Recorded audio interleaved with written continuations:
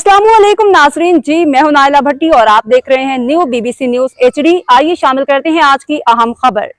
Sagar report. Bureau chief of Pakistan Ghulam Qadir बयो। गंदम की कीमत में इजाफा, आटे के निर्खों में भी नुमाया बढ़ोतरी। सिंध हुकूमत की जानिब से गंदम की फी बोरी का नया सरकारी रेट 9500 रुपये मुकर्रर किए जाने के बाद जिला सांगड़ समेत गिरदनवा में आटे की कीमतों में नुमाया इजाफा देखने में आया। मुकामी मंडियों चक्की मालिकान के मुताबिक चक्की आटा जो पहले 110 रुपये फ़ी किलो फरोख्त था, अब 120 रुपये फ़ी किलो तक पहुँच गया। इसी तरह फ्लोर मिल आटा की कीमत में भी 100 रुपये से बढ़ के 110 रुपये तक भी इजाफा हो गया है।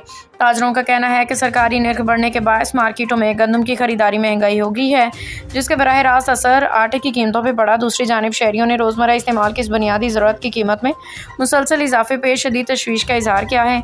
अवामी हलकों का कहना है कि तनख्वाहें आमदन पहले ही महदूद है, जबकि अशिया खुर्दनोश की कीमतें रोज़ बरोज़ बढ़ती जा रही हैं, जिससे मुतवसत और गरीब तबका सख्त परेशानी का शिकार है।